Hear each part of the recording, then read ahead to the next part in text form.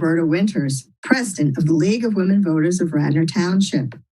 As many of you probably have figured out, with a name like the League of Women Voters, we care about voting. As a result of the passage of the 19th Amendment that provided women the right to vote, we were founded to register women and to educate them about how our government works. That was 100 years ago. Voter service continues to be at the heart of the League of Women Voters to make sure everyone can vote without restrictions or any kind of impediments. With the primary election slated for June 2nd, I asked Jamie Mogul, a lawyer who is presently voter service chair of the Lower Merion League of Women Voters, and to share her expertise on the subject. She's been election protection director for Pennsylvania.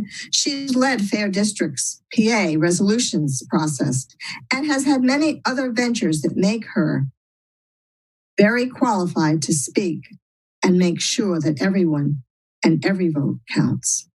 However, unlike her other visits regarding voter legislation in Harrisburg and the impact of Act 77 on our elections, our interview today is being conducted through Zoom during the coronavirus of 2020 through the auspices of Mainline TV. Welcome, Jamie. It's great to have you, be it all remote.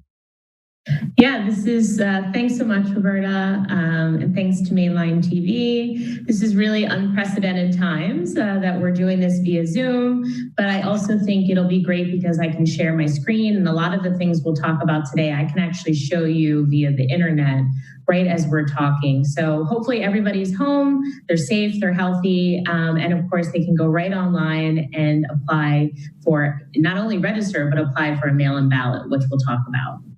That's great, Jamie. Certainly a lot has happened since the passage of Act 77. Could you fill us in about Act 77 again for those who may have missed our previous conversation? Yeah, Act 77 were the first voting reforms that we've had in Pennsylvania in nearly 80 years. And that was only just a couple months ago. I know it seems like a lifetime has happened since the corona pandemic. But this is really great because I'm actually going to be able to share my screen with you. So there may be some technical glitches, but I'm going to share with you a PowerPoint so we can go over quickly some of these great reforms that Pennsylvania has. So I'm going to share my screen.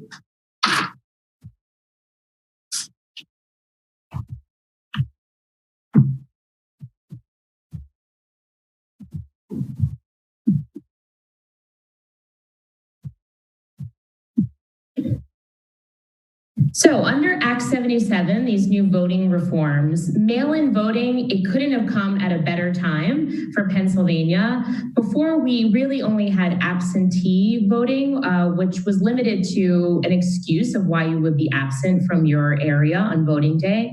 But now you don't need an excuse. Anybody and everybody who's registered to vote can now apply for a mail-in ballot. And now we actually went from worst to first, something that's great. We can apply for this mail-in ballot 50 days prior to the election. And we also have more time to return that mail-in ballot. And that's by 8 p.m. It must be received by 8 p.m. on election day. And then we also have the ability, now I say this with a caveat because of course we're in unprecedented times with the coronavirus, but prior to the coronavirus, we were allowed and will be allowed to vote early in person right at your county election offices. So if you apply maybe in person for that application for a mail-in ballot, you can actually vote right there and submit your ballot at your county election offices. So really important, though, to make sure that you're keeping up to date with whether these offices are open for that mail-in ballot, and things will be in flux. We'll be talking about that too, but really important that anybody and everybody can vote by mail right now. One other thing is that straight party voting, along with Act 77 and these great reforms that expand voter access, is the fact that straight party voting, which it means that your candidate from a particular party, you could just press one button or fill in one bubble that would allow you to vote for every candidate of that particular party. Now you can no longer do that, but I think we'll be okay because we'll be informed through great resources like the League's Vote 411. So you'll be prepared with your ballot. And so really, it's very important to know, go online right now, votespa.com. We'll be going through the website shortly to talk about how easy it is to apply for a ballot. That's really helpful, Jamie. And I know in addition to Act 77, the legislature recently passed Act 12 just a few weeks ago. What does this do? Sure. Well, Act 12, just last month, it was passed because it's really important to note that while we do have these great reforms that happen with Act 77, well, now with the coronavirus, think about, we've seen other states like Wisconsin that had to vote, and it really puts our health and our safety at risk because this is a widely spread virus without a vaccine. So we want to make sure that people aren't choosing between their health and safety and voting. So I'm going to share another slide with you. And this is really highlighting some of these new changes. Just go to the next slide, which really the most important one is that the dates are changing now. So our election is no longer April 28th, but will be June 2nd. So you see that there at the bottom there. And that also, and this is right from the votespa.com website. Now that also changes the dates. Act 77 made some important deadline changes. And that means instead of 30 days prior to election day to register to vote, we now have 15 days before an election day. So we have more time to make sure we can both register as well as apply for that absentee ballot. The last day to apply is May 26th. So because June 22nd changed as our election day, that pushed back all the other deadlines. So now we have until May 18th again to register. Very easy. You see the website right there. And then May 26th to apply for that mail-in or absentee ballot. And June 2nd, very key, is election day. But some other changes that happened with Act 12, I'm going to stop sharing this and get back to my face. Very important is early in-person voting. We know that there are, again, some health concerns. So with Act 12, the legislature made sure that counties can consolidate polling locations. So it's really important to look up your polling locations. So specifically, senior centers. We know that our elder population is the most at risk. Unfortunately, the majority of deaths that have happened due to coronavirus have been in our elder population. I know that I worry. My dad lives at an assisted living facility. We want to make sure that no voting happens at those locations. So this allows the counties to consolidate polling locations to also cut down on traffic. So some people, they still want to vote in person, and that's surely something they may be able to do. It just may not be at the regular polling location. So we should find that out from the counties. And I know the state has now put out a very big ad campaign about making sure you're aware. I mean, I think over 4 million postcards were sent out to let people know about that June 2nd primary date. Also really important, if you already applied for a mail-in ballot, you cannot take that ballot in person. Okay, very important for the primary. You cannot take that ballot in person. That is your vote, okay? You must send that in. However, Act 12 made sure that come the general election, and hopefully things will be a bit better now and we might not have the restrictions we have now, that you can take your mail-in ballot, have it canceled out, and vote in person. But again, that is only for the general election. If you apply for a mail-in or absentee ballot, you must use it for the primary election. Wow, there's a lot of things that have happened, Jamie. Yes. So as I understand it, we can vote by mail. We have extended deadlines for registration, applications for mail-in and absentee ballots, as well as submitting ballots to the County Board of Elections. By mail or in person, we can always do in person. And also people who have applied for absentee or mail-in ballots for the primary can actually have to use those and do not have the option of voting at their polling places for the primary election only. And at those polling places, that they've used to go to might not be available to serve them now because they may be in a location that's unacceptable. So the county boards of election are actually consolidating polling places. So it's important that people double check where they're going to vote if in fact they choose to vote by person. So is there anything else I missed? I'll say one important thing that is great, and I applied very quickly. It takes a matter of seconds, not even minutes, to get your mail-in ballot. Is now we have the option to choose to get it year-round. So you don't have to choose this, but when you're, and I'm going to show this online to you. I don't know if we'll quite get to that point because I'm not going to fill it out again. But online, you have the option to choose to get it for an entire year. So I don't need to redo the application come the primary or come the general election, right? I'm going to automatically get my ballot when it comes in November. So for the November election. So you have that option too. So these are really important changes and reforms because it makes voting accessible. And we know when voting is accessible and fair, we have a more engaged electorate, which is what we want. Well, I'm really glad you talked to me about these changes, but you keep talking about the website and going online. And, I'm just not too clever about all this online stuff. So I'm sure there are probably other people who may have that same handicap. Can you take a minute and go through it with us?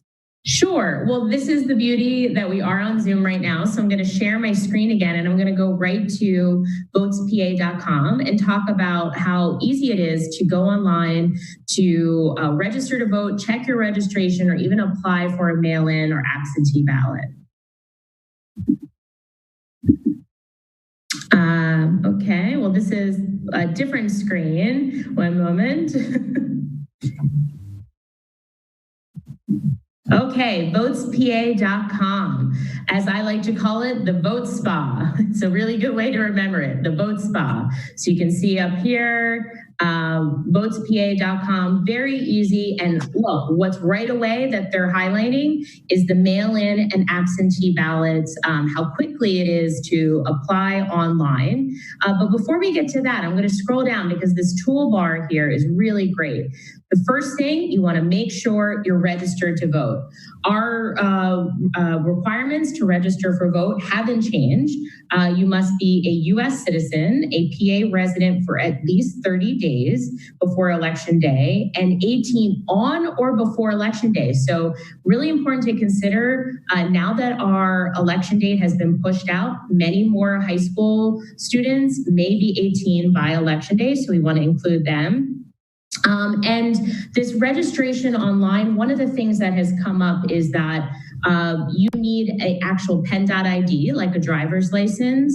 And if you don't have a PEN.ID, you can use the last four numbers of your Social Security to register to vote. I'm just going to click on that so you can see. And it gives you all this information here as to registering, filling in that information. Right now, the website at the Department of State, it does have a bit of a snafu that if you don't have a PEN.ID and you'd like to put in your Social Security number, you don't actually have the ability to do that right now on the website. Now, I don't want people to be discouraged from registering to vote. It's as simple as printing out the form and sending it in, which you can do. But if you don't have a printer, you can also call your county board of elections. We're going to put up that for Delco and Monco, the areas we're talking about. But you can also get all of this information about your county voter services office right on the Votes PA website. I don't know why it won't let me go back. It wants me to register, but I already am. So we're going to go to votespa.com.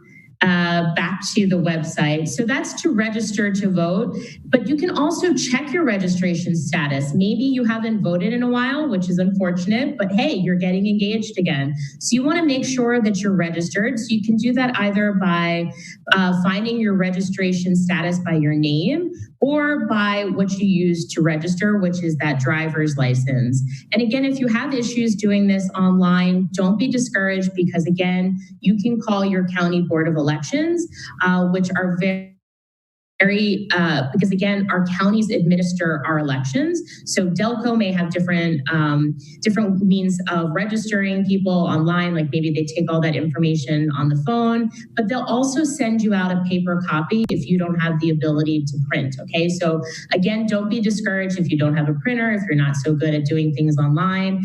And that's right here I'm going to go to the right on the menu bar. And that's where you can find your county election offices.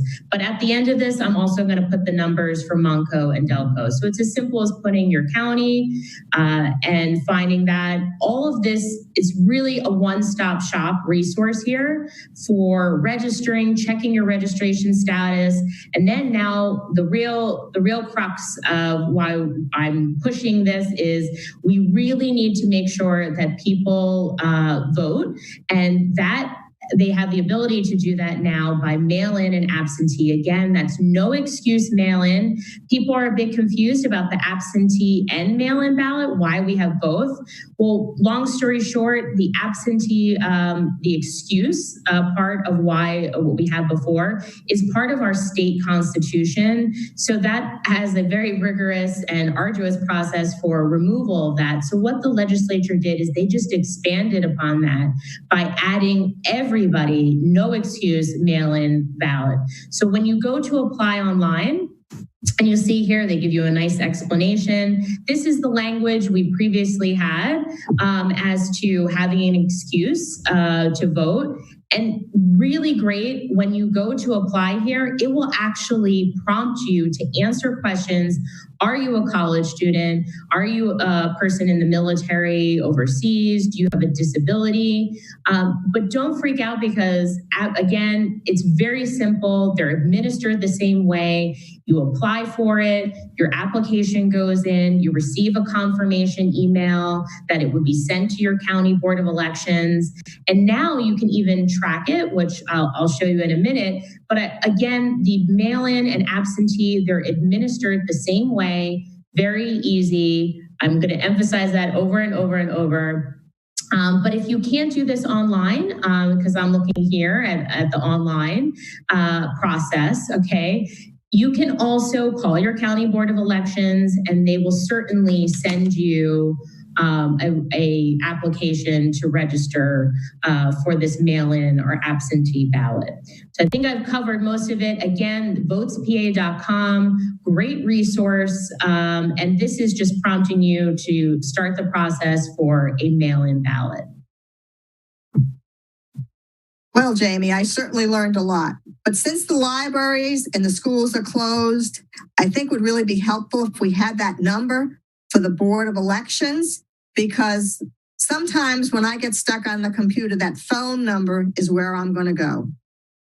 Can you pull that up for us? I'm going to pull it up right now. Again, you have that option to find it via Google, but also on the VotesPA website. But we also have it here for you. These were just some of the Act 12 voting reforms we discussed. But here's your local county voter services. So Roberta, League of Women Voters, Radnor, that's in Delaware County. I'm in Lower Merion, Narberth, which is Montgomery County. These are the phone numbers for you. But votespa.com, you can find that link to your county voter services offices, as well as, the all trusty Google. Great. That's really helpful, Jamie. There's something that's come up because we have some student members in Radnor who went on to college. And what they did is they applied for an absentee ballot when they were in school in California, but now they're back home and they don't have this, it might be mailed to California, but they're back with their folks. What do we do for them? Well, that's a great, another thing that's come up because of the coronavirus, which is really to make sure that people know you can still cancel that ballot or change your address. It's as simple. Now each of the counties, again, because our counties administer our elections, have different requirements. So it's really important that if you're in Delco, particularly for the Radnor League, if they're calling you and they're asking about Delco, I'm going to share another slide with you. But again, don't worry about memorizing all of this. If you just call your county board of elections, I'm sure they'll run it through with you. But I'm going to share this this slide with you so that you see that if you want to cancel or change your absentee ballot, you absolutely can do that. Remember, that's up until May 26th. So in Delco, you're going to email your date of birth, your previous address that you requested. So you had it sent to you in California at school, as Roberta gave an example.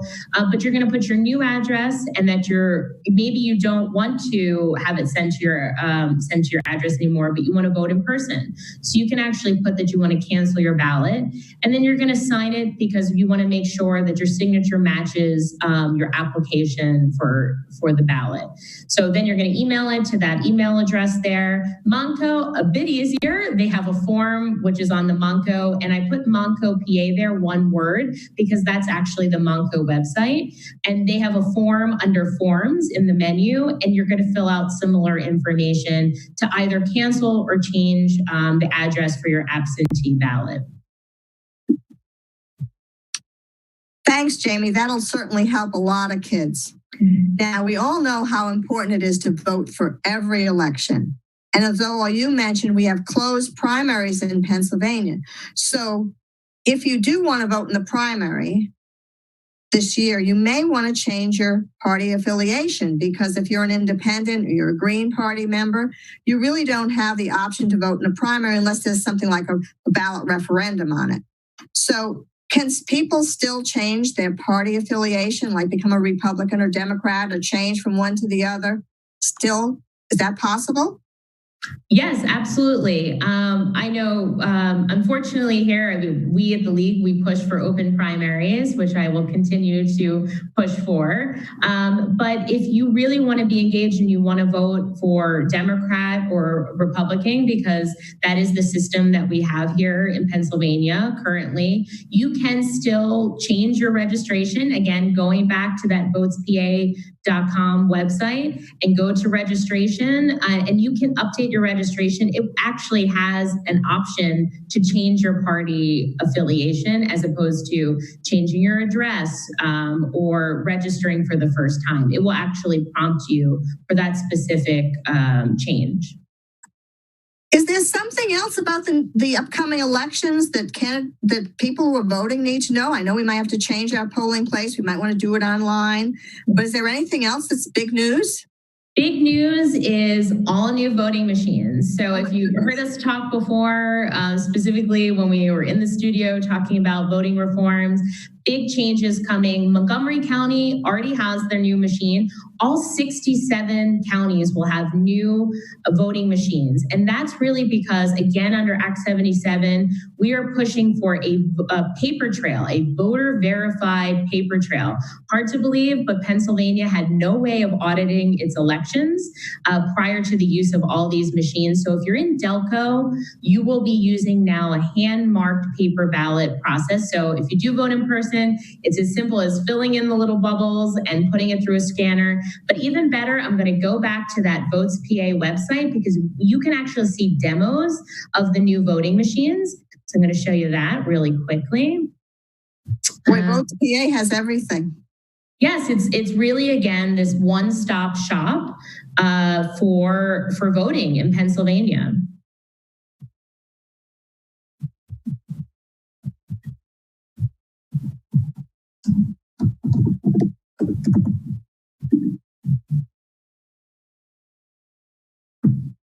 All right, so we're back on the Votes PA website, and it's just, you go up here to voting in PA. And so this is just a resource for everybody, some of the things that I talked about before, but I'm gonna head down here to voting system demos, which is really cool because maybe you're unsure, even though I'm telling you it's as simple as filling in a bubble, but you really wanna see it for yourself before you go, and you're gonna pick your county. So in this case, Delaware County will be using these new machines for the first time in this primary. So we click here, and this also gives you the resource, the information for your voter services office, the Board of Elections in Delco. And so we're going to click here, learn more about the Delaware voting system. And this is a hand-marked paper ballot system.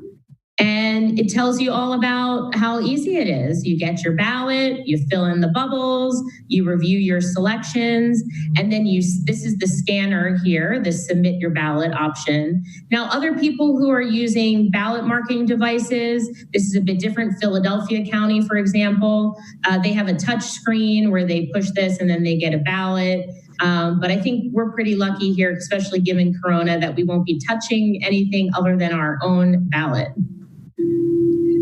Wow, that's really great, Jamie. As former vice president of the state league, I know you realize we don't support or endorse candidates. So we've told people how to get their ballots. But, sometimes you need to find out about the people that you're actually going to vote for.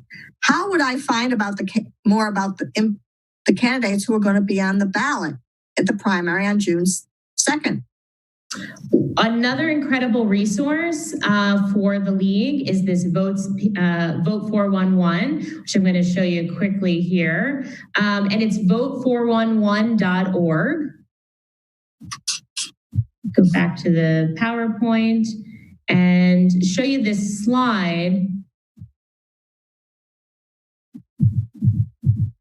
Because Vote 411, it's a nonpartisan resource all about the candidates. You can actually have a link to the registration to that Votes PA website, his ballot information, and it also can update you on your polling place locations. Just another incredible resource that the league provides, that you have this nonpartisan candidate information and you can prepare your ballot before you even go to vote or fill out your absentee or mail-in ballot. Well, Jamie, I'm afraid we've given so much information. It's time for us to wrap up already. But I really want to thank you for joining us today.